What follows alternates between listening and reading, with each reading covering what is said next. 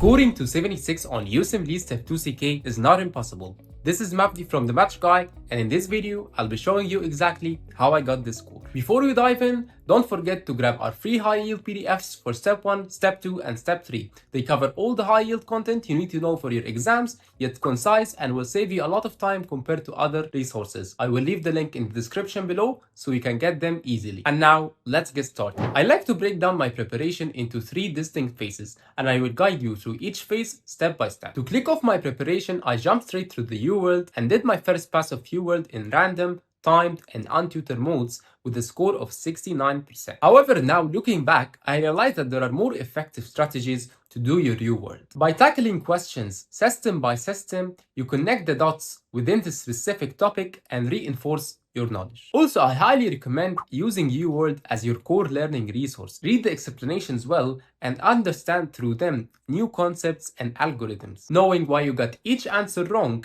and why the other answers are correct. Spend more time reviewing your questions than answering them. This is how you improve. In this phase, I also took the NBME 9 when I was 65 to 70% of my UWorld first pass, and I've also taken UWSA 1 around 90 to 95% of my first pass with a score of 261. Overall, this phase took me around 3 to 4 months. I think I could do it in much less, however, I was still balancing my internship rounds at the time. In phase 2, I focused on taking most of my CMS forms, which are 50 question blocks of subject-specific material written by the same people who wrote the NBME exams. In my experience, I found it helpful because I saw that it resembled the vagueness of the NBME style questions. I have also gone through my UWorld incorrects repeatedly until I reached a score of 95% correct in my UWorld. During this period, I also completed several self-assessments, which included NBME 10, in which I scored 252, NBME 11, in which I scored 253, Old 3120, in which I scored 87.5, and UWSA 2, in which I scored 261, just as UWSA 1. This phase lasted about 2 months and included a bit of plateau, however, it was part of my journey. And also by the time, I was still balancing my internship with studying. Through all of this, I realized how hard it is to go through all this amount of resources. That's why I recommend you our 7-day high-yield live bootcamp. With 6 to 8 hours of daily sessions with the best tutors who explain each subject and systems, you will cover all the high-yield content you need for your exams. And with 100% satisfaction guarantee, if you do not like the first session, you get your money back. No question asked. Whether you join at the beginning of your preparation or at the end, it is the perfect way to consolidate your knowledge, and I would be one of your tutors there. Click the link below and reserve your seat. And here we are at phase 3.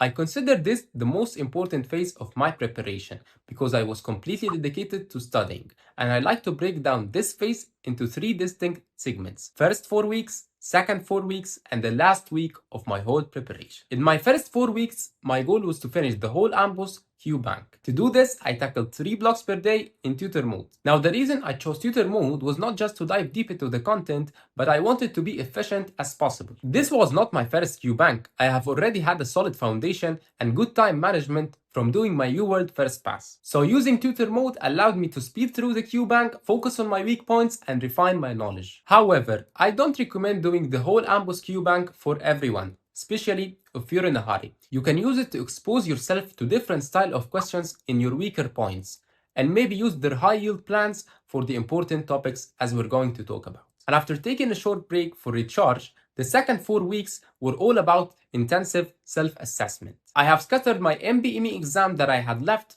throughout this period and tried to stimulate the exam as much as I can regarding break time and time management. And a crucial part in this period was how I treated my NBMEs. I didn't treat my NBMEs just as self-assessments, but I also treated them as learning tools. I typically would do my NBME early in the morning, then have some break, get some lunch, go to the gym, returning back to review this NBME thoroughly, knowing why I got each question wrong and why the other answers are correct, and try to dive deep into the mind of the examiner. I have also used ChatGPT to help me in the explanations of the NBMEs, and I found it very helpful. This method not only boosted my understanding of the material, but it got me accustomed to the NBME style of questions, which was very beneficial at the actual exam. During this period in between the scattered NBME exams, I've also tackled my remaining 1 to 2 CMS form for each of the subjects, my remaining 5% of the UWorld incorrects, reaching 100% on my UWorld, and I've done my UWorld marked, which were about 1500 questions, and my AMBOS incorrects. Regarding my NBME scores during this period, for NBME 6 I got a score of 264, for NBME 7 I got a 268, for NBME 8 I got a 280, for NBME 12 I got a 265, NBME 13 and NBME 14 I got a 271. For NBME 15 and the old free 120, I did them in one setting trying to simulate the 9-hour full exam, and I recommend doing this at least one time to prepare yourself physically and mentally for the real deal. And for the scores, I got a 265 on my NBME 15 and 86% on my old free 120, which was a bit discouraging. Through my experience tutoring and mentoring a lot of students, I see how important individualized guidance is. A lot of students find themselves juggling between too many resources or studying in ways that are not as efficient. That's why at the Match Guy we offer a free tutoring session with me or any of our amazing tutors, and with 80+ tutors you will find someone who matches your style, and if you like the free session you can then commit to a package. Click the link below and get your free session. And for the last week of my journey, I focused heavily on NBME content, reviewing and revising my NBME incorrects all over again, ensuring that I understood the content very well. Also revisited my CMS incorrects and have dedicated time for AMBOS high-yield plans of ethics, patient safety and quality improvement, in which I found them very helpful, and a lot of similar concepts from them showed up on my exam. Coming closer to the end, I was fortunate enough for NBME 16 to be released by just 3 to 4 days prior to my exam, so I took it and I scored around 273, which extremely boosted my confidence getting into the exam. And 2 days before my test, I did the free 120, reviewed it, and got an 89% on it, which was good for me. The day before the exam, I made sure I had time to relax, clear my mind, rest my body, and make sure I am fully prepared and ready to get fresh into the big day. And now, the big day. On my exam day, I was fortunate enough to have slept well, thanks to a bit of melatonin. However, for the exam itself, I found a lot of questions a bit weird, vague, and a lot of questions I was not sure about. And I've even used to mark about 15 to 20 questions for each of my blocks. However, I think this is completely normal. And I had this steady mindset that I had to tackle each question one by one, not overthinking about questions that I didn't know, just going for the best answer I see for each of the questions. Trusting my prep and staying calm and focused, I went through it. And regarding breaks, I took 5 and 10 minute breaks alternatively between each of the blocks. For the 5-minute breaks, I would just sit at my desk, close my eyes, try to relax my mind. And for the 10-minute breaks, I would usually go to the bathroom, grab a quick snack,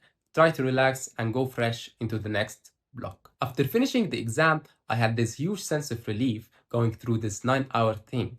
However, I didn't know how I would be doing. I didn't know if I would get in the 250s, 260s, or 270s. But fortunately enough, I got a 276, which was even more than I expected. And that's my journey. Of course, everyone's preparation is a bit different. However, I hope this detailed walkthrough helped you in one way or another. Good luck with your preparation and keep pushing forward.